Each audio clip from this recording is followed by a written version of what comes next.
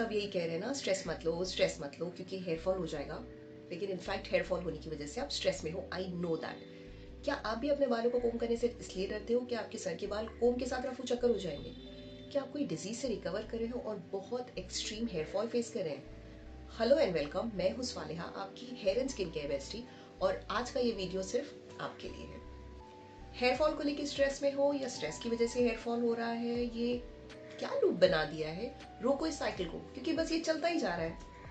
आज हम एड्रेस कर रहे हैं बहुत ही इंपॉर्टेंट टॉपिक, हेयर फॉल, जो हम में से हर किसी को कभी ना कभी लाइफ के कोई ना कोई स्टेज पे फेस करना ही पड़ता है, राइट? तो इस टॉपिक को हम 3 सेगमेंट में कवर करेंगे। सबसे पहले हम ये समझने की कोशिश करेंगे कि ये हेयर फॉल होता क्यों है, it's very important to know. Second, कौन कौन सी ऐसी नेचुरल रेमेडीज है जो इस हेयर फॉल को रोकने में हेल्प करती है। एंड थर्ड, इसको रोकने के लिए हमारे डाइट एंड लाइफस्टाइल में क्या चेंजेस रिक्वायर्ड है। अच्छा, तो इससे पहले हम ये वीडियो का टॉपिक शुरू करें, मैं आप सबको ये बताना चाहती हूँ कि देखिए, हम सब हमारी जो ये लाइफ है एक जर्नी का पार्ट है जिसमें कभी अप्स एंड कभी डाउन आते हैं। बट हम ये क्यों नहीं मानते कि हमारी हेयर एंड स्किन भी तो इसी जर्नी का एक हिस्सा है, राइट? और यही इसे ब्यूटीफुल बनाते हैं। तो हमें इस चेंज को ना एम्ब्रेस करना होगा, और हमेशा याद रखना होगा कि ये जो थोड़े थोड़े इम्परफेक्शंस होते हैं ना, यही आपको यूनिक बनाते हैं। You are unique and beautiful in your own way. And इसी नोट के साथ चलिए फिर वीडियो शुरू करते हैं। सबसे पहले हमें ये समझना होगा कि अपने ये जो हेयर होते हैं, इसका स्ट्रक्चर क्या होता है। अब आप बोलोगे कि भाई हेयर फॉल के लिए स्ट्रक्चर जान के क्या होगा? देखिए, बीमार होने का अगर कारण पता चल जाए तो इस बीमारी को ठीक करना आसान हो जाता है ना। तो बिल्कुल उसी तरीके से, तो देखिए, इस तरीके से हमारे बालों का हेयर फॉलिकल्स होता है, और ये जो छोटे छोटे टाइनी पॉकेट्स होते हैं ना, हमारे बाल यहीं से ग्रो होते हैं। और हर एक स्ट्रैंड का अपना एक नेचुरल ग्रोथ साइकिल होता है, हर एक सिंगल हेयर का। ओके? अच्छा, जैसे हमारी लाइफ के फेस होते हैं बचपन, जवानी, बुढ़ापा, बिल्कुल उसी तरीके से हमारे जो बाल होते हैं उनके भी कुछ फेसेस होते हैं, जैसे growth phase, transition phase, resting phase and shedding phase. ज्यादा हो गया ना, कोई बात नहीं, अब मैं इसको एकदम सरल भाषा में एक्सप्लेन करती हूँ। ग्रोथ फेस, जिसमें हमारे बाल एक्टिवली ग्रो करते हैं, और इस फेस में हमारे हेयर फॉलिकल्स हमारे बालों को पुश करते हैं टुवर्ड्स आउटसाइड, जिसे हम नॉर्मल लैंग्वेज में हेयर ग्रोथ लेंथ कहते हैं। ये सबसे लॉन्गेस्ट पीरियड ऑफ फेस होता है, मतलब एक हेयर स्टैंड लगभग 3 से 5 साल इस फेस में होता है। एंड एट एनी टाइम हमारे लगभग बालों में से 90% बाल जो होते हैं ना, वो इस ग्रे 90% जो बाल होते हैं वो इस ग्रोथ फेस में होते हैं, है ना कमाल की बात। अब सेकेंड फेज, ट्रांजिशन फेज, जो शुरू होता है पहले फेज के खत्म होने के बाद। इसमें हेयर फॉलिकल्स श्रिंक हो जाते हैं और हेयर ग्रोथ जो है वो स्लो हो जाता है। अब एनी टाइम हमारे टोटल हेयर में से लगभग 5% बाल इस ट्रांजिशन फेज में होते हैं। Third is resting phase. इसमें हमारे बाल हेयर फॉलिकल से हट जाते हैं, यानी अपनी जगह से लूज हो जाते हैं, गिरते नहीं है। इस फेज में न्यू हेयर, नए बाल जो होते हैं वो हमारे हेयर फॉलिकल्स में बनना स्टार्ट हो जाते हैं।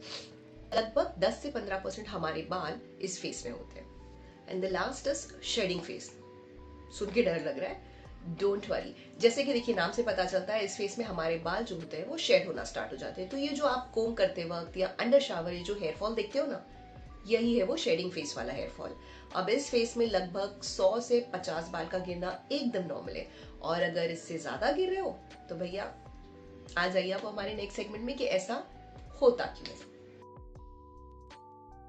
सबसे पहले हमें ये समझना होगा कि हमारे जो जीन्स होते हैं ना, बहुत इंपॉर्टेंट रोल प्ले करते हैं हमारे हेयर फॉल में। मतलब अगर आपकी फैमिली में किसी की हेयर लॉस की हिस्ट्री है ना, तो वही आपको वसीयत में मिली है। लेकिन डरने की जरूरत नहीं है, क्योंकि इसको कंट्रोल कैसे करना है वो मैं आपको जरूर समझाऊंगी। लेकिन आपका वाला कौन सा रीजन है हेयर फॉल का? या जरा अपने आसपास बुजुर्गों पे नजर दौड़ाइए, और हो सके तो चाय पे बैठ के उनसे समझने की कोशिश कीजिए कि उनकी हेयर लॉस की जर्नी कैसे और कब शुरू हुई। जवाब आपके सामने होगा। अच्छा, वो लोग ना जो इस सेक्शन के नहीं है ना, वो जरा आगे बढ़ते हैं और ढूंढते हैं क्या है उनके हेयर फॉल का रीजन।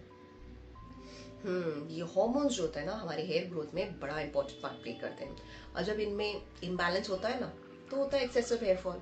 अब पता कैसे चले कि ये हार्मोनल इम्बैलेंस से ही आपका हेयर फॉल होता है? तो एक तो ये होगा कि ड्यूरिंग प्रेगनेंसी, मेनोपॉज और थायराइड डिसऑर्डर के टाइम पे आप ये हेयर फॉल फेस करोगे।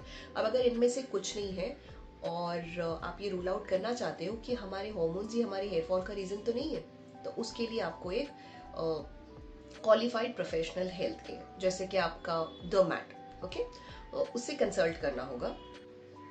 वो आपको कुछ ब्लड टेस्ट सजेस्ट करेंगे, जैसे कि thyroid hormone, TSH, T3, T4, sex hormone test जैसे कि टेस्टोस्टेरोन, ईस्ट्रोजन, डीएचईए, इन सब स्ट्रेस हार्मोन टेस्ट। और अगर हार्मोनल इम्बैलेंस रूल आउट होता है तो वो आपको एक टेलर ट्रीटमेंट प्लान के साथ कुछ lifestyle changes and diet follow करने के लिए सजेस्ट करेंगे, जिससे कि आप अपने हेयर फॉल को स्टॉप एंड रिवर्स कर सकते हो। स्ट्रेस के साथ साथ बैड लाइफस्टाइल हमारे बालों के ग्रोथ साइकिल को डिस्टर्ब करके हेयर फॉल का रीजन बन सकता है। वो कहते हैं ना, stress is a slow poison. So please stress लेना छोड़िए। हमें अपने खान पान का काफी अच्छे से ध्यान रखना होगा, और जब तक इंटरनली सब ठीक नहीं होगा ना, ऊपर से कोई भी रेमेडी ट्राई कर लीजिए। वो कहते हैं ना, कुछ भी पोत लो, वो इफेक्टिवली वर्क नहीं करेगी।